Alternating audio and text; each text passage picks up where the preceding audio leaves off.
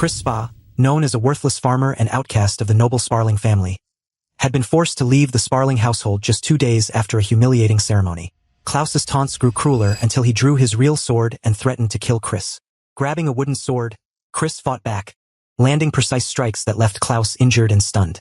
But Klaus unleashed a powerful glowing attack called Sacred Slash, a slash of light that Chris barely dodged. Despite fighting barehanded against the family's students, he was ordered to pack up and go, losing most of his few belongings. As he stumbled out, his younger brother Klaus, the famed sword god, blocked his path, mocking him as weak and abandoned while boasting of his favored status as the chosen heir.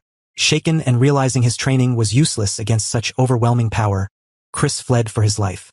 Battered and falling down the stairs, he escaped the only home he'd known, clutching whatever valuables he could grab. Klaus's footsteps thundered behind him, but Chris vanished into the unknown, cast out and alone.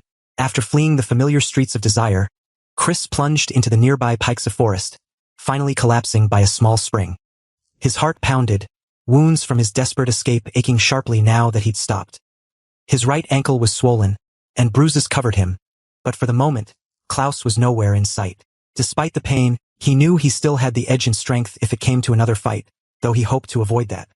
He realized the Sparling family would surely send pursuers, so leaving the forest recklessly was out of the question. He needed to lay low until things cooled down. Checking his bag, he found only a few personal items.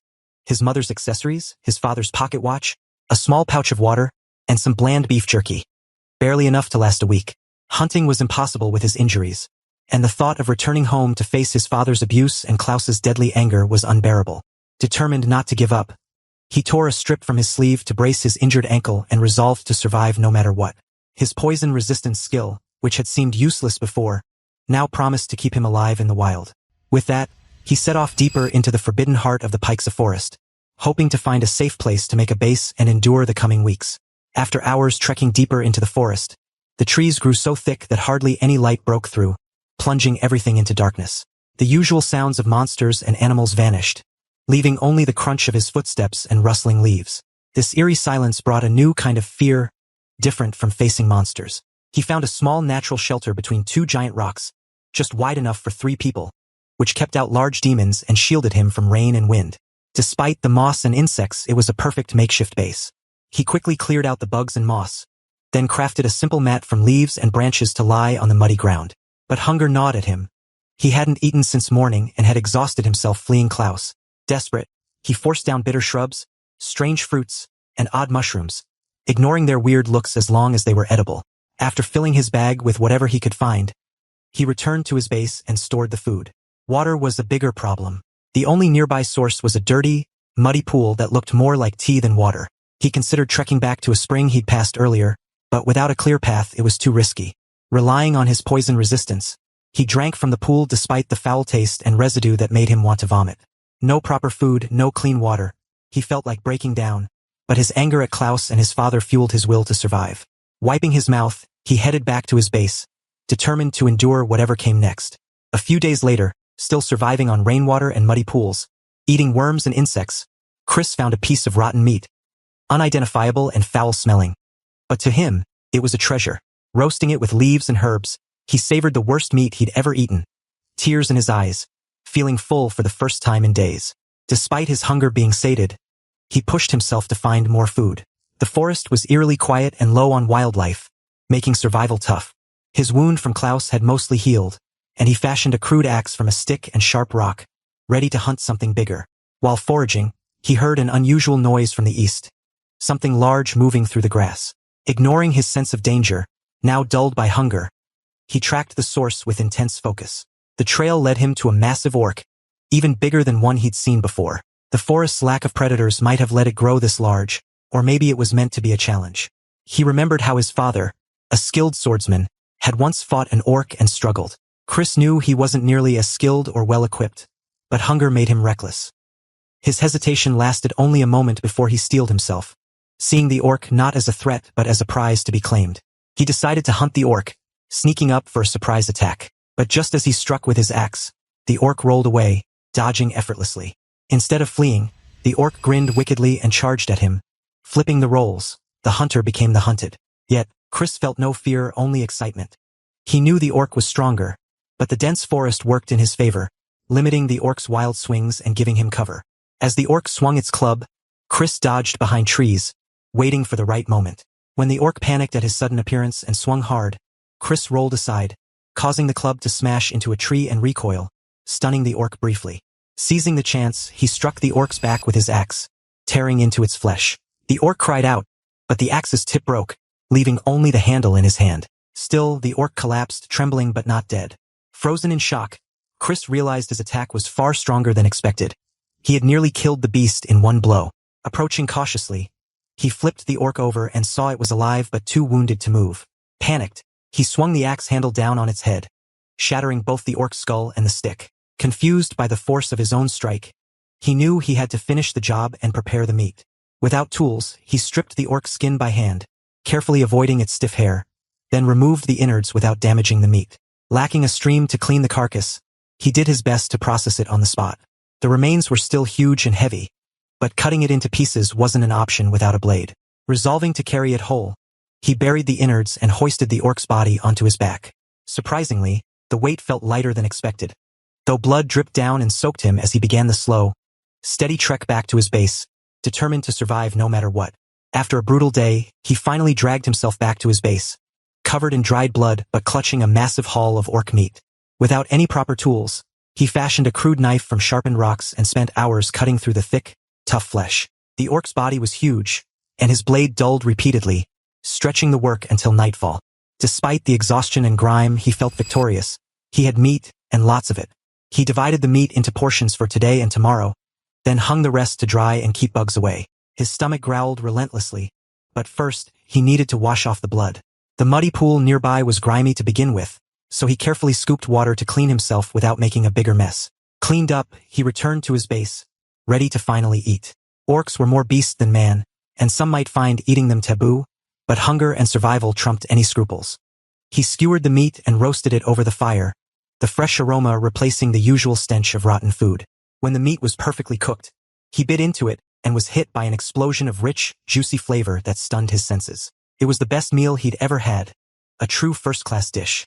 He devoured every last piece, even the portion saved for tomorrow, forgetting all plans to experiment with herbs or spices.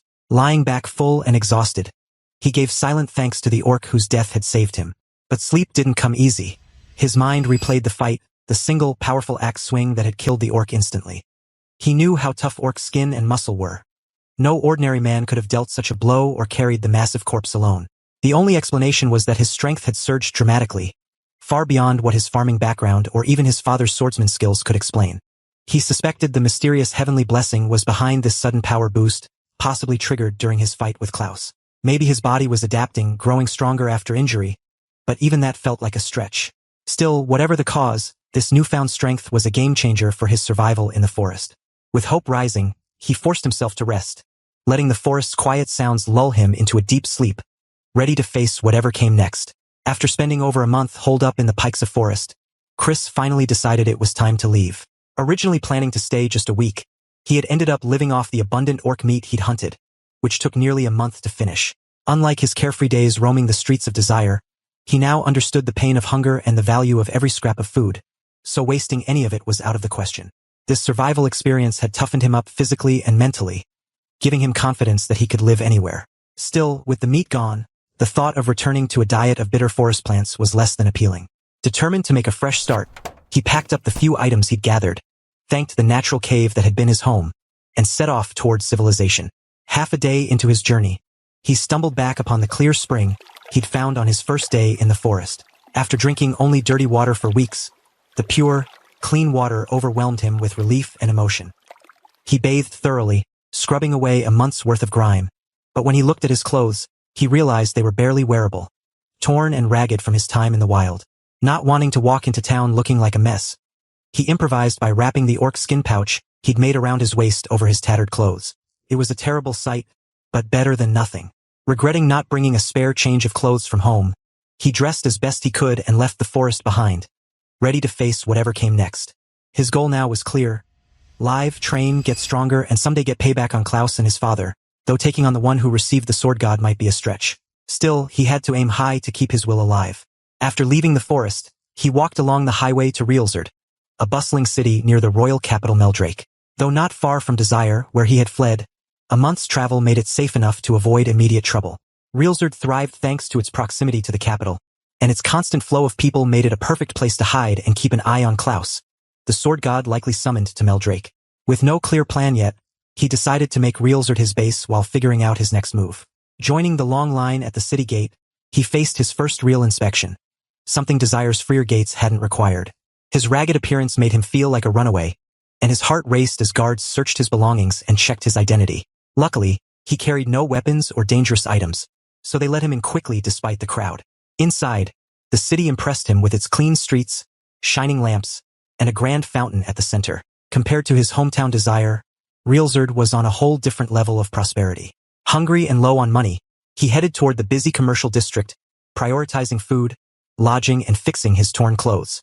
He also needed a proper weapon to face Klaus someday, but his funds were tight, just a few silver and copper coins. Desperate, he considered selling the last precious items he'd taken during his escape, his mother's accessory and his father's pocket watch. Though uneasy, he knew it was his only option. After searching the main street, he found Goldpawn, one of the largest item shops in the city, known for dealing in all sorts of goods, including second-hand items. Confident they wouldn't rip him off, he stepped inside to start negotiations, hoping to turn his last resort into a fresh start. After leaving Goldpawn, Chris was frustrated. Everything had gone smoothly until he tried to sell some items, only to be dragged to a high-ranking appraiser who sneered at his shabby clothes and refused to buy anything without even looking. Worse, the appraiser scolded the receptionist for letting him in, and he was quickly shown the door. Realizing his appearance made him look unreliable, he decided to try the back streets, a grimy market area south of the main street, where tents lined the dirty roads and shops blended into one another with no signs. As he hesitated, unsure where to start, a small kid in ragged clothes suddenly grabbed his sleeve. Before he could react, the kid threw something at his face, blinding him briefly, then snatched his bag containing his money and a precious accessory. The kid kicked him in the chest and ran off. Despite the surprise and the weak kick knocking him down, Chris quickly recovered, washed his face, and gave chase. The kid was fast and skilled at weaving through crowds, but Chris's sharper vision and physical strength from his time in Pikes of Forest helped him keep up. He finally caught the kid just before she slipped into an alley. She was actually a girl about his age, panicked and crying, begging to be let go. He warned her to keep quiet or face a hit, then dragged her into the alley to hear her side of the story. Chris caught a dark red-haired girl trying to steal from him in a back alley. When he questioned her, she stammered that she had no choice but to steal just to survive. Judging by her skill, he figured this wasn't her first time, and she had no parents or friends, though she lied about having no comrades. Pressed, she admitted to having one friend, a boy named Ralf, and they lived together in a rundown house, both working as thieves. Chris decided to follow her to their hideout, warning her he wouldn't hurt them if they didn't cause trouble. Inside, Ralf appeared, panicked and ready to draw his sword, but Chris quickly shut that down, wanting to avoid violence. He told them to stop targeting him or face worse consequences. Realizing a simple warning might not be enough, Chris struck a deal. In exchange for sparing them, they would guide him through the confusing back streets of the district. Though reluctant, the two agreed, becoming his unwilling tour guides. As they walked, Chris asked what they were looking for. They mentioned a cheap inn, decent food, and where to sell stolen goods. The girl pointed out a local pawn shop called Shichifukuya, run by an acquaintance who would buy anything. Chris revealed he'd stolen once too, though only from his own parents, and wasn't planning to become a thief. He made it clear he only wanted them to leave him alone and wouldn't involve the guards or cause trouble at the pawn shop. With that uneasy truce, Chris explored the back streets, discovering many interesting shops that suited his current lowly appearance better than the fancy main street. The goods were cheaper and rougher, but perfect for someone in his situation. This unexpected alliance and tour might just turn out to be a lucky break after all. After a rough start with the red-haired girl and Ralf, who barely hid their dislike for him despite helping him around the city, Chris pressed them to take him to the one place that really mattered, the shop where he could sell his stolen items. They reluctantly agreed, leading him down a narrow alley to a shabby little hut crammed with a jumble of goods, bags, watches, weapons, magic items. Nothing matched, but everything looked genuine. Inside, an old man with a stick appeared, greeting Ralf and the girl by name and eyeing Chris with curiosity. When asked about the items, Chris admitted they were stolen but probably not dangerous. The old man agreed to buy them, taking a 20% fee, and began appraising the accessory and pocket watch carefully while inviting Chris to browse. Drawn to the weapons, Chris found even the cheapest sword was far beyond his budget, but he enjoyed admiring their quality. Then his attention shifted to books, where a dusty volume titled The Wandering Tales of Otto the Botanist caught his eye. Though the subject sounded dull, the book's high price intrigued him. Suddenly, the red-haired girl appeared behind him, asking if he could read. He admitted he could, but she couldn't, then quickly walked away, leaving him wondering what she wanted to say. The book was sealed tight, an autobiography of this mysterious Otto, and though he was curious, it was out of reach for now. Just as he gave up on the book, the shopkeeper finished his appraisal and called him back, ready to close the deal. After a long wait, the old man appraiser finally finished valuing the stolen items and offered to buy them, though his markings on the goods were cryptic to Ralf. When asked, the appraiser explained the prices. The earring was worth a small amount of silver, the ring a bit more, and the necklace surprisingly valuable due to its sapphire pieces. Ralph's heart raced, realizing the necklace must have belonged to his mother, but memories of her favoritism toward Klaus and Klaus's attempt on his life quickly killed any guilt. Ralf blurted out how insane the price was, drawing a warning not to eavesdrop, but the appraiser continued, valuing the pocket watch at less than expected given how well his father cared for it. Ralf decided to sell everything except the pocket watch, feeling oddly attached despite its modest worth. The appraiser handed over a modest sum, returning the watch as promised. Then the appraiser's eyes caught a book among Ralph's things, The Wandering Tales of Otto the Botanist.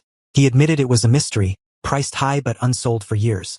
Ralf was intrigued but couldn't afford it, having only a few gold coins total.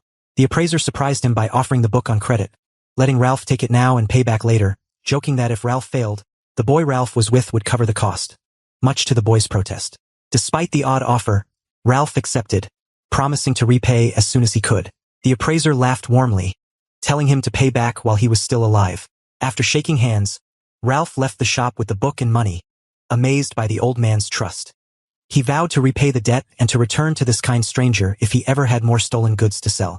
After a month surviving alone on orc meat and muddy water in Pike's Forest, Chris finally earned some money and decided to treat the two thieves who had tried to mug him to dinner. The boy grumbled, blaming Chris for their failed job, but the red-haired girl insisted on accepting the offer as thanks, reminding them to be grateful to the shopkeeper who had helped Chris earlier. Chris wasn't rich, but after so long in isolation, even company with thieves felt like a luxury. At a cheap but tasty restaurant, Chris savored the flavors he'd missed and explained how desperate those first days had been, eating whatever he could find, even poisonous plants and rotten meat, without getting sick. When he mentioned his poison-resistant skill, the thieves exchanged knowing looks and revealed it was probably stronger than it sounded. They recalled how Chris had shrugged off an arrow ball, a paralyzing weapon that would have disabled anyone else for days without even blinking. That made Chris realize his skill was closer to nullifying poison entirely, explaining his survival. Still, Chris knew the skill's usefulness was limited and situational. When asked about his plans, he said he intended to become an adventurer, relying on his basic sword training to earn a living.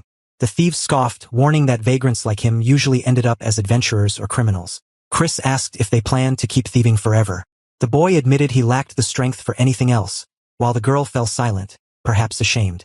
Chris warned them that if he hadn't caught them, they'd be in jail, suggesting they consider other paths. The conversation ended, and they ate in silence, each lost in thoughts about survival and their uncertain futures.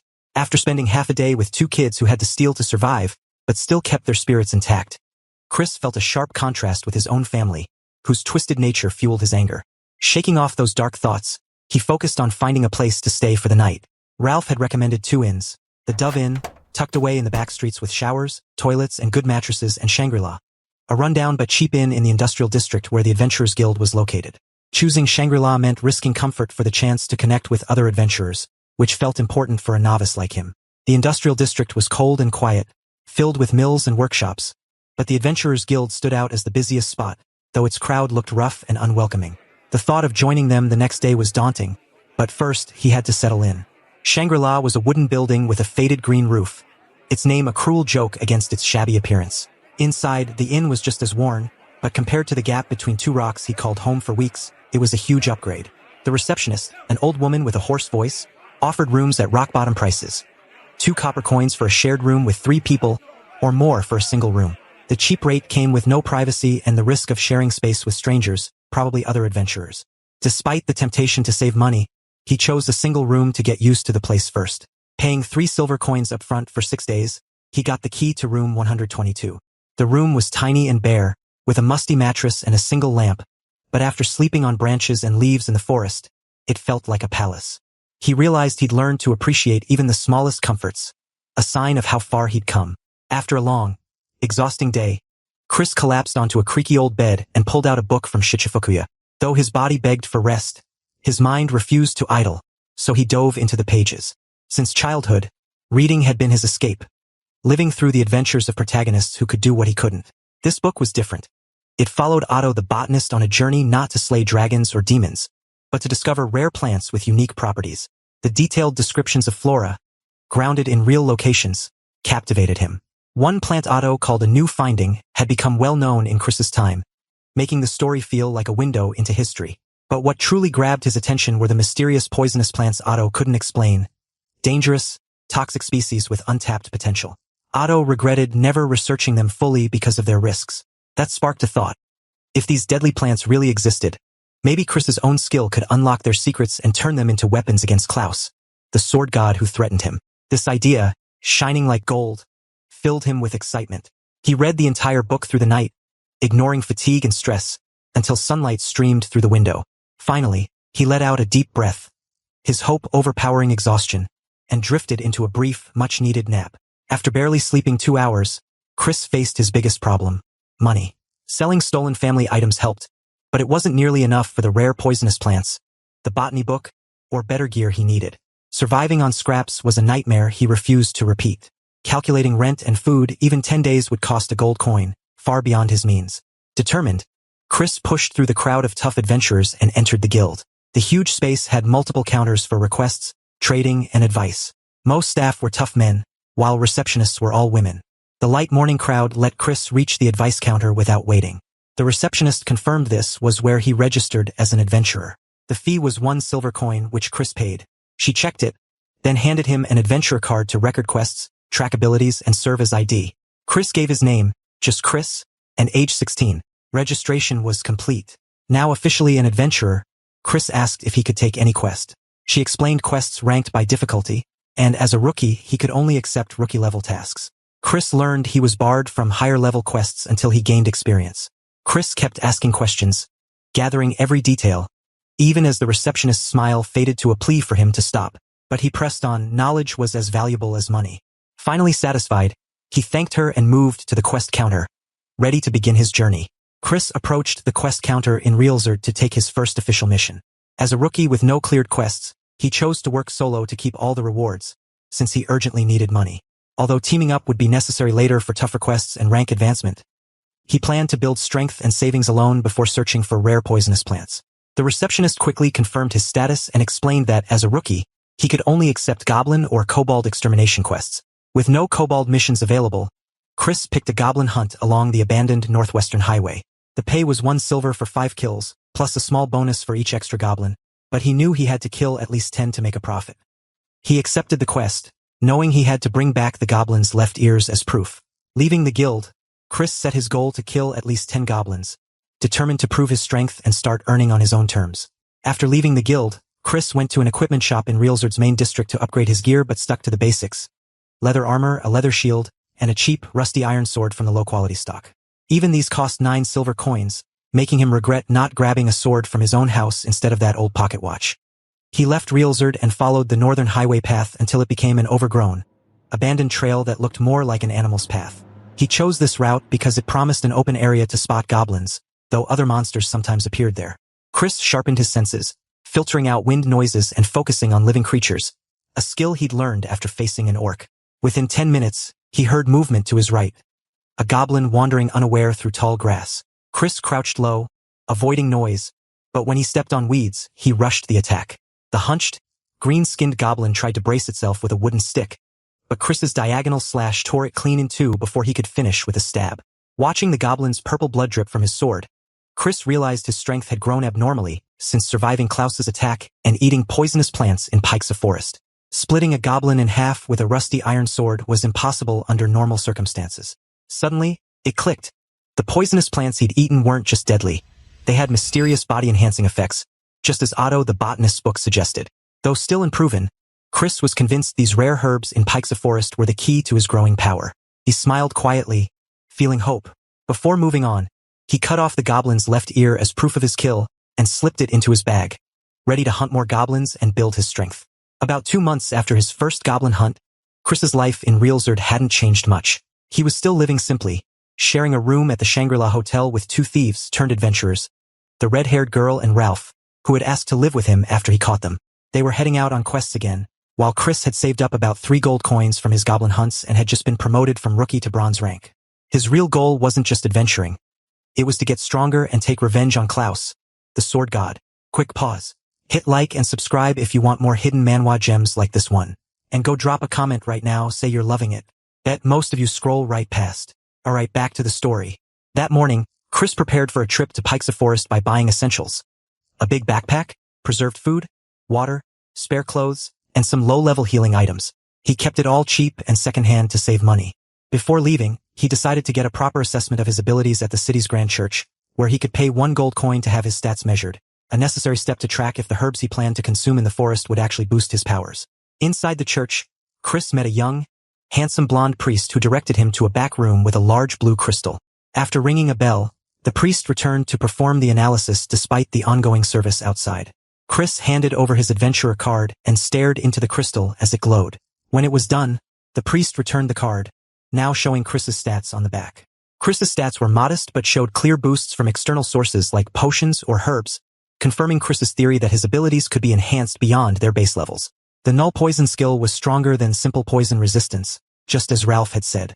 Though the stats weren't extraordinary for a bronze rank adventurer, Chris felt encouraged by the clear room for growth.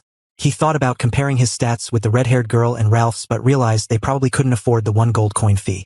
Satisfied with knowing his own abilities for now, Chris returned to the inn, ready to rest before leaving Realzard early the next morning to begin his journey toward Pikes of Forest and the next step in his quest for strength and revenge. The morning after preparing, Chris left the Shangri-La hotel before dawn, telling the red-haired girl he wouldn't return soon and had prepaid his rent. The streets were empty as he slipped past the city gate without inspection and headed straight for Pikes of Forest, where he'd hidden for over a month after exile. Though the forest seemed peaceful, his heart raced with memories of fear from those desperate days. He entered the dense woods, carefully retracing the path to his old base near the spring. After 3 hours, he found the cave-like shelter, still damaged but salvageable. He tidied it quickly, covering the floor with leaves, laying out his sleeping bag, and storing water and baskets in a ventilated spot. This wasn't a trip for fun. He planned to spend days gathering poisonous plants to fuel his unique power. Chris set out immediately, ignoring familiar edible plants and focusing on unfamiliar or clearly poisonous ones, guided by 2 months of research in Realzard. Unable to recall exactly what he'd eaten before, he collected anything promising. Back at base, he documented each plant's appearance, gave them makeshift names, and began eating them one by one. The bitter, choking taste reminded him these plants weren't meant for food, but he forced himself through it as training. His goal was to consume at least 30 types of poisonous plants and bring them all back to Realzard. He dried the plants in baskets with sunlight and ventilation, worried about city inspections but ready to face that when it came. After a long day of gathering and testing, he crawled into his sleeping bag, hoping his efforts would pay off as he fell asleep. After 5 days in Pikes of Forest, Chris finished collecting 30 types of poisonous plants. The forest, once terrifying, now felt like a peaceful refuge where he could quietly grow stronger, despite the awful taste of the plants. After drying them in the sun for a day, he packed them carefully, knowing they could be hidden easily. Leaving the forest took longer than expected. He got lost and only emerged after half a day. Back in Realzard, he cleaned up at a spring to avoid suspicion. At the city gate, soldiers checked his adventurer card and bag but found nothing suspicious, letting him through quickly. The city's liveliness was a sharp contrast to the forest's quiet. Chris went straight to the church for another ability assessment, ready to spend most of the coins he'd earned. The same priest greeted him, surprised Chris wanted a retest so soon and doubting any change. Chris insisted, paid a gold coin, and handed over his card. The test was quick, a flash of crystal and then done.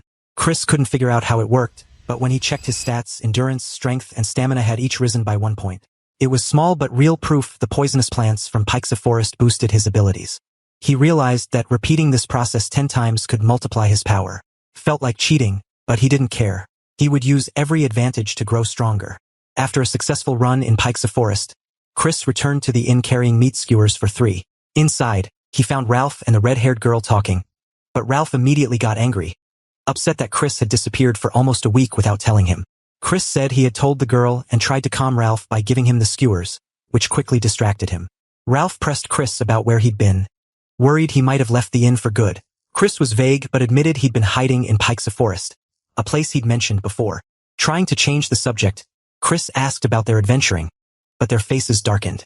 Ralf and the girl said they barely made 1 silver coin a day by killing 5 goblins, which barely covered rent and food. Any injury would mean going hungry. Ralf awkwardly asked Chris to form a party with them, but Chris refused, saying he didn't have time. Ralf argued, pointing out Chris could live without working for a week and even treated them to food. Chris warned him not to be rude after the meal, and Ralf backed down. Curious about their heavenly blessing results, Chris asked. The girl said she was a magician with mana restoration skills, surprising Chris since becoming a magician required serious training or expensive grimoires they couldn't afford. She said she'd started thieving to save money for a grimoire and asked Chris to teach her how to read one if she found it. Chris agreed, seeing potential in her. Ralf refused to share his blessing at first, but the girl revealed he was a holy knight with skills like Divine Strike and Guardian's Roar, shocking Chris. A holy knight was a prestigious job usually tied to the Imperial Army or elite adventurer clans. Yet Ralf struggled to survive in the slums. The girl explained Ralf had a severe thigh injury from childhood that left him unable to move properly, which explained why he stayed back during thieving and why his swordplay looked off. Ralf said he'd accepted his bad luck, abandoned at birth and stuck with the girl because they were both struggling. Chris, who'd grown up with everything, wondered if healing Ralph's legs would change everything. Ralf said a city doctor told him full recovery was impossible, and despite searching, he'd found no hope. Chris challenged that defeatism, asking how a kid with no support could give up so easily. In the end, Chris decided, maybe foolishly, to form a party with Ralf and the girl for now, seeing some potential in both. Ralf stayed bitter after Chris's harsh words, but the girl brightened with hope. Chris refused to team up until they could easily kill goblins, saying they weren't worth his time otherwise. They argued that was why they sought his help, but he insisted they prove their strength first.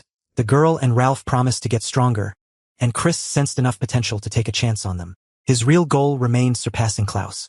Turning away, Chris focused on sorting dried poisonous plants to catch up on lost time and grow stronger. Chris woke up tired after working late but had to get moving. He'd spent almost all his savings from goblin hunting on ability tests and a trip to Pike's Forest.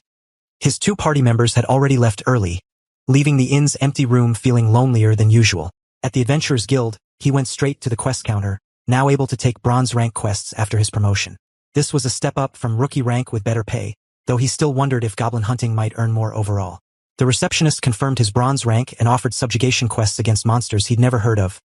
Stray cowbirds, baby lizards, bubble wisps in a deserted village, and HedroSlimes near the Mitsuria River. Quests without specified locations required collecting specific monster parts and paid better, while those with locations were for extermination and could be done in a day. Solo and without a party, Chris knew only the location-based quests were doable in one day, but if a no-location quest paid double, it might be worth the extra effort. The Stray Cowbird quest paid the most, while the HedroSlime and Bubble Wisp quests paid much less. Even the lowest payout matched the value of killing 20 goblins, so the jump from rookie to bronze was huge. Still cautious about the Cowbird's difficulty, Chris chose the HedroSlime quest near Mitsuria River, where he could kill up to 3 for a small silver reward each, with extra kills adding more silver. As he left, the receptionist stopped him to explain that bronze rank quests had detailed requirements posted on a notice board sorted by rank. Adventurers were expected to check the board first to speed up the process. Chris realized he'd study the board before accepting quests from now on and left the guild ready for his first bronze rank challenge. After leaving Realzard, Chris headed south toward the Mitsuria River, aiming to hunt the dreaded HedroSlimes. These creatures were unlike the usual slimes, more like living sludge, born from the filthy drainage of the river itself, reeking with a stench so foul it made him want to turn back. Despite the smell and the slimy mess he'd have to endure, he stuck to his usual gear and tactics, determined to face the challenge head-on. As he approached the riverbank, he spotted a massive swarm of bug-like monsters feasting on a corpse but knew those weren't his fight. Instead, he focused on the shifting, muddy black blob near a river branch, the HedroSlime. Its shape constantly changed, making it impossible to tell which way it faced, but the core inside was jet black and moved first, with the sludge reacting around it. The plan was to time his strike perfectly when the core was at the front. He charged, sword ready, and thrust at the core just as it appeared. But the sludge mixed with something inside made his blade sway, narrowly missing a clean hit. The slime retaliated by firing sludge balls, forcing him to dodge and rethink his approach. Switching tactics, he plunged his hand deep into the sludge, delivering multiple forceful thrusts. Though the sludge sapped much of his strength, the second strike shattered the core. With the core destroyed, the HedroSlime lost its form and melted into a harmless puddle. Chris grabbed a fragment of the core as proof, then rushed to wash off the stench and sludge, even tearing off his sleeve to scrub clean. His sword was coated in grime, and though cheap, it needed careful cleaning and oiling to avoid damage. Exhausted and smelling terrible, he realized the reward barely covered the cost of cleaning and repairing his gear. The foul stench clung to him, and he silently vowed never to take another HedroSlime quest. With that, he trudged back to Realzard, already regretting the whole experience. About a month had passed since Chris took on his first HedroSlime quest, and he'd learned to pick his jobs more carefully. His routine settled into a steady rhythm. Research quests early, head out by noon, finish the job, then report back by evening while prepping for the next day. Any spare time went to sword practice and studying herbs at the Healer's Guild and the medicine shop. It was busy but meaningful work. Money-wise, Chris was earning between 4 to 8 silver daily, and after expenses, he'd saved about 12 gold. That was more than he expected, especially given the risks and lack of any safety net. Grateful for the income, he finally planned to repay his debt at Shichifukuya, the old man's shop that had helped him early on, and take a break from adventuring to focus on researching poisonous plants. When Chris arrived at Shichifukuya, the once intimidating backstreets now felt familiar. The old shopkeeper greeted him warmly, teasing about whether he was there for weapons again. Chris handed over 3 gold coins to repay the book debt, thanking the old man sincerely. That book had changed everything. Without it, Chris might have stuck to adventuring alone and met an early death. The old man had trusted him with the book on a simple promise, and Chris felt deep respect for that. Their chat turned to grimoires, and Chris asked if the shop had any. The old man disappeared into the back and returned with a beautifully decorated, ancient-looking grimoire. Chris considered buying it for the red-haired girl, who needed magical training, but the price was staggering. 2 platinum coins, equal to 20 gold, or about 2 months of hard work. The old man admitted it was a tough sell, and though he offered to accept installment payments, Chris had to decline. Taking on a loan for the girl's sake was too risky, especially since she might run off once she gained power. After leaving the shop, Chris thought about his plans. The girl might become strong first, but Ralph's injury meant he needed healing soon. Chris decided to get Ralf to the Healing Guild for treatment and headed back to the Shangri-La Inn to prepare. The idea of forming a party with them was taking shape, and Chris was ready to support both as best he could. That night at the inn, Chris forced down half the dried poisonous plants, their bitterness sharper than ever from drying. He considered grinding them into powder to swallow with water, but first needed his abilities assessed at the church. After a month hunting monsters in Pikes of Forest, he hoped his stamina and endurance had improved naturally, but what really mattered was whether today's plants had any effect. If his stats rose, he could identify which plants boosted which abilities and focus on gathering those next time. The church was crowded with worshippers during Mass, but Chris slipped to the familiar room behind the platform. The blonde priest who had assessed him before looked surprised to see him again so soon and warned it was unusual to come for assessments this frequently. Chris ignored the warning, just wanting to know if he was getting stronger. Paying the steep fee of 1 gold coin, Chris sat for the assessment. The priest cautioned that no increase didn't mean failure, but Chris already knew his growth was painfully slow and he was desperate for any edge. After the priest left, Chris checked his adventurer card. His endurance and stamina had each increased by 1 point, but the bonus from the plants hadn't changed. That meant the month of monster hunting had helped a little, but the plants he'd just eaten didn't boost his stats this time. Chris felt the familiar sting of his lack of natural talent but confirmed the poisonous plant's hidden power to rapidly strengthen him.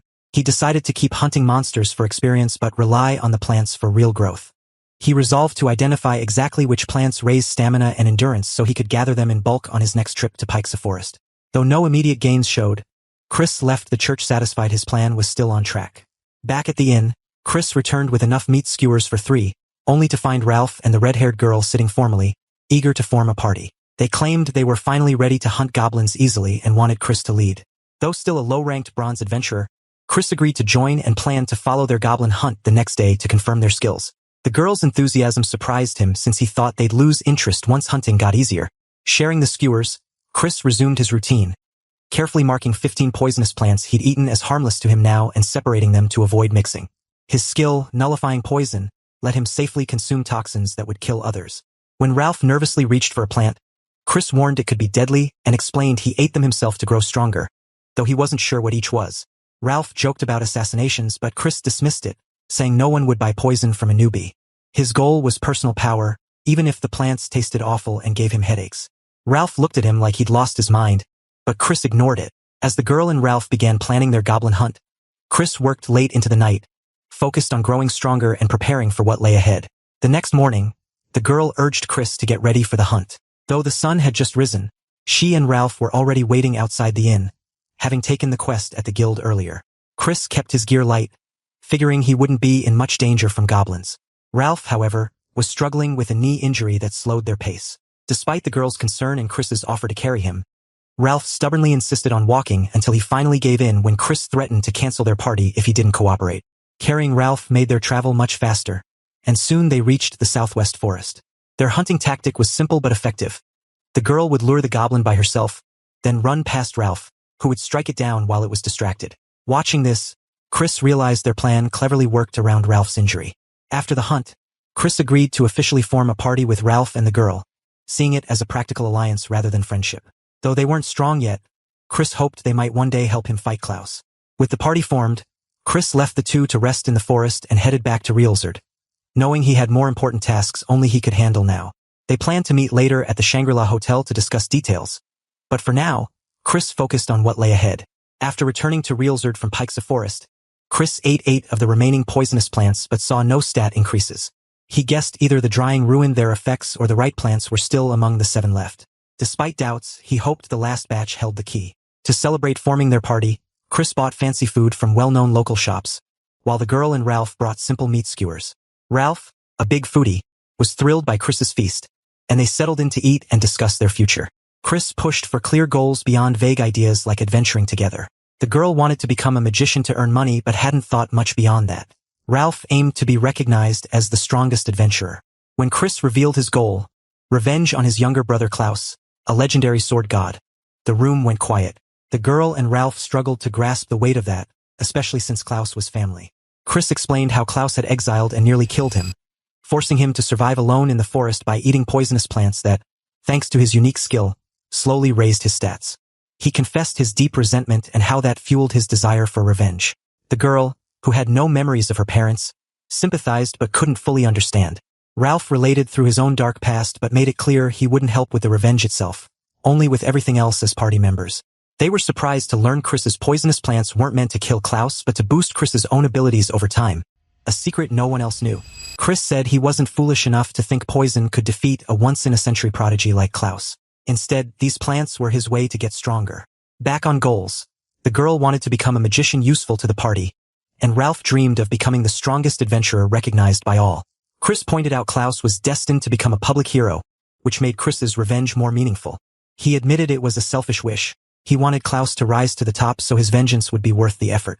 With their goals clear, the party's bond grew stronger, united by ambition and hardship, ready for what lay ahead. Chris set his sights on the legendary sword god talent, a gift only 5 people in history had ever received. With training promised directly from the capital, Klaus was almost certain to rise to the very top, unless he chose to waste his life. That made Chris's goal clear, to surpass his younger brother. Ralf, hearing this, aimed to become even stronger than Klaus, while the girl pledged to help both of them reach those goals. Together, they formed a strange trio. A holy knight barely able to move, a magician who couldn't use magic, and a farmer with the rare power to nullify poison. From the outside, they looked like a hopeless bunch, but their target was nothing less than a hero who appeared once every few centuries. It seemed reckless, even insane, but they had no choice but to push forward. With their goals aligned and no objections, this unlikely party was born, weak on paper but determined to defy all odds. Chris realized that even though he'd formed a party with the girl and Ralf, both rookies, he wasn't going to carry them through quests yet. He could handle bronze-level missions alone, and Ralph's injury would only slow them down. The girl and Ralf protested, frustrated that the party felt pointless, but Chris insisted their priority was healing Ralf and helping the girl develop magic before they could work as a real team. Chris planned to take Ralf to the healing guild the next day to see if his injury was treatable. Ralf worried about the cost, but Chris promised to pay and told them to keep earning money without complaints to cover expenses. Ralf got emotional, thanking Chris, who teased him for being so sentimental. Then Chris gave Ralf a task: gather detailed information on a monster called the stray cowbird, its habitat, appearance, and weaknesses, with payment promised for good intel. Ralf refused payment, grateful Chris was covering his medical bills, but Chris insisted on equal money sharing among the 3 to avoid future conflicts. The girl's role was to accompany Chris to the healing guild the next morning, starting their slow climb toward becoming a proper party.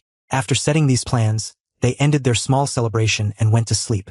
Chris felt a quiet excitement, knowing they wouldn't truly function as a team until they reached silver rank. To stay ahead, he planned to return to Pike's Forest soon, continuing his secret training while his companions caught up.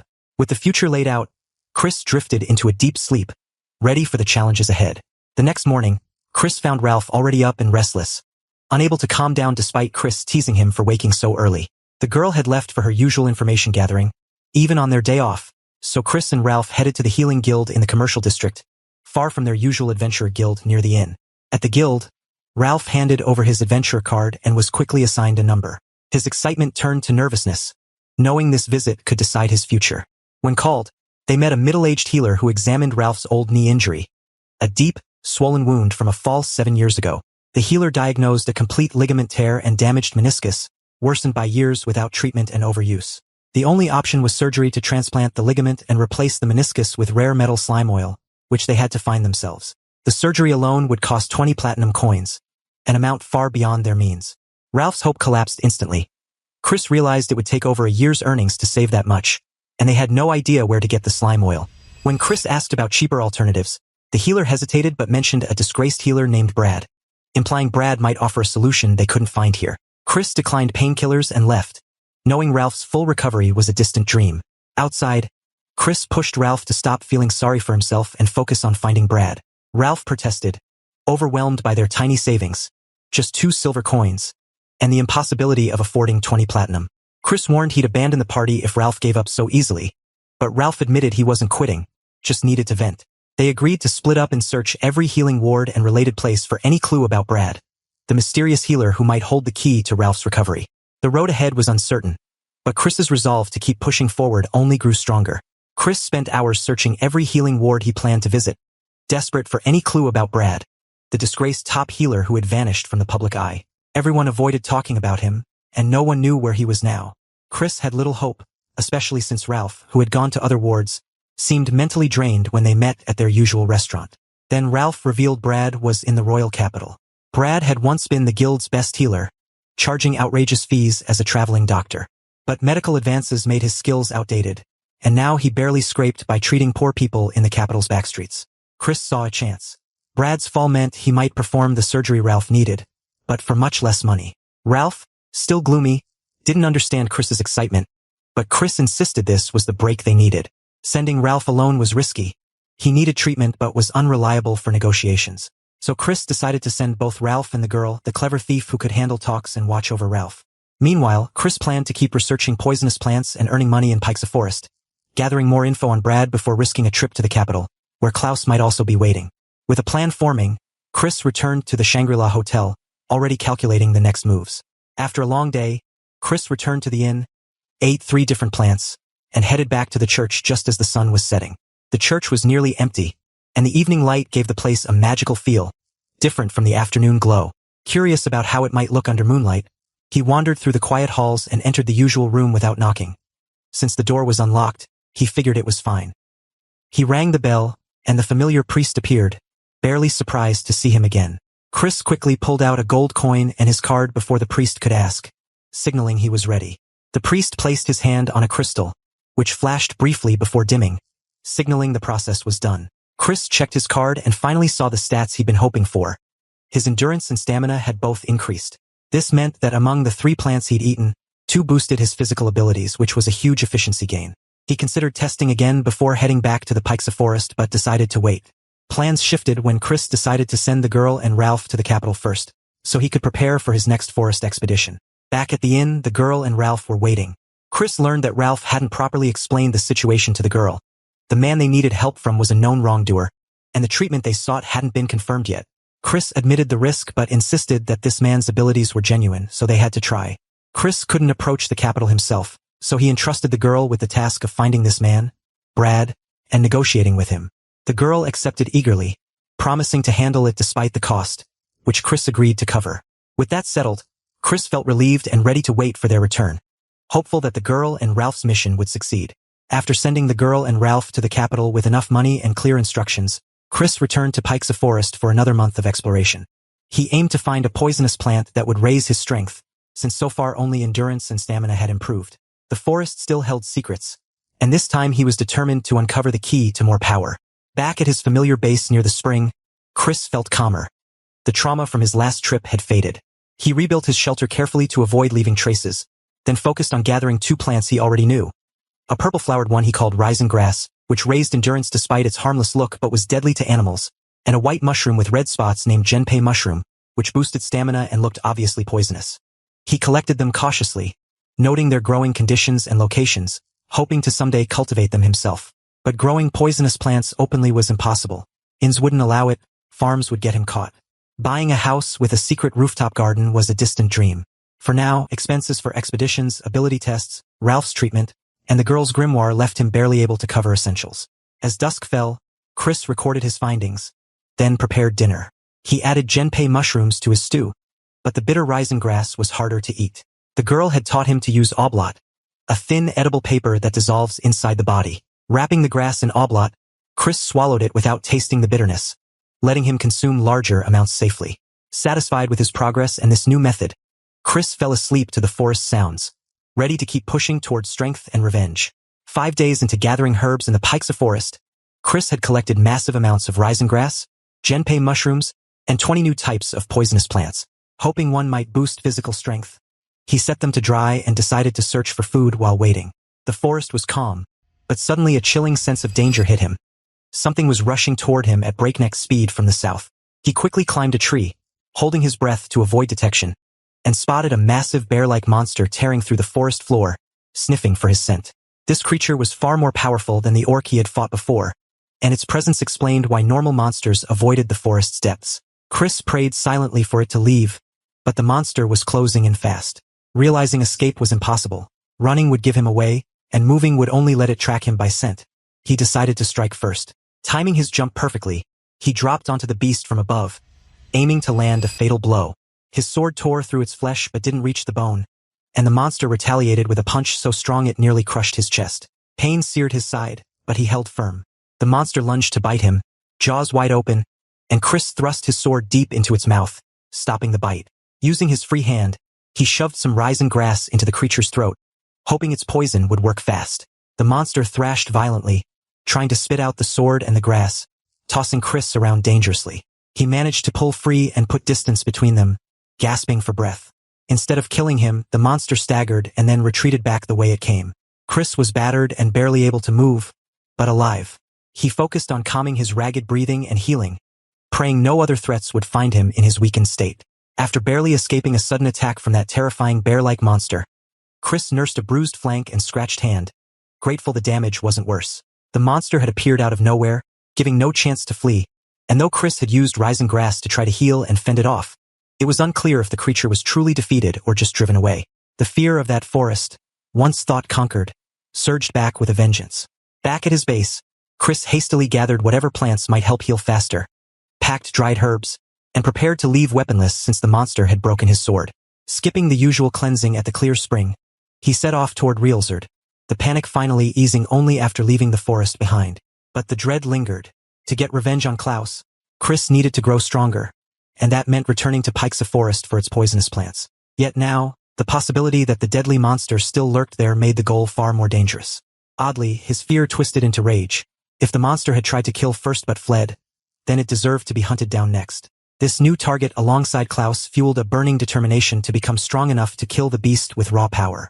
With that fierce resolve igniting inside, Chris pressed on toward Realzard, hoping the monster hadn't died from the raisin grass, because now it was personal.